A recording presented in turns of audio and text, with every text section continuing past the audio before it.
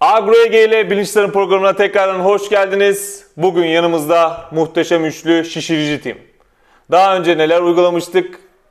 Çiçek tutturucu timimizi uygulamıştık. 4-15-0 amino asit deizosunlu. Ondan sonra çiçekler tuttuktan sonra ne uygulamıştık? Kalsiyum 20-20 kombi. Yani üzerine tutup meyveyi çekirdeklerini kalınlaştırmıştık, sertleştirmiştik.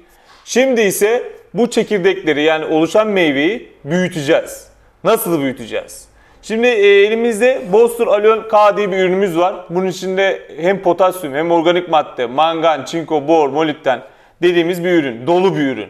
Bununla birlikte amino asit ve denizosunu tekrardan veriyoruz. Ne için veriyoruz? Bitki biraz daha hızlandırsın diye. Artık bitki büyüyecek, tonaj basacak.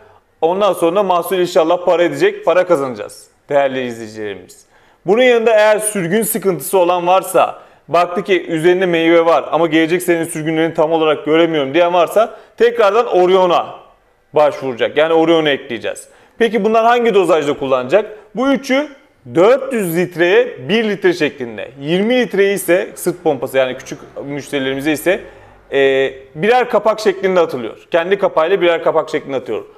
Orion ise 1 tona 1 litre şeklinde uygulanıyor.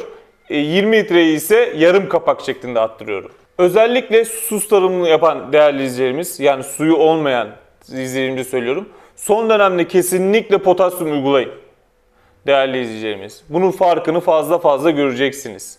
Eğer sormak istediğiniz bir soru, herhangi bir şey olursa aşağı tarafta yorumlar kısmına yorum yapabilirsiniz. Ya da yine ziraat mühendislerimizin hepsini teknik destek olarak arayabilirsiniz. Çiftçimizin mutluluğu bizim gururumuzdur. Sağlıcakla kalın, mahsulü bol, bereketli bir sezon diliyorum.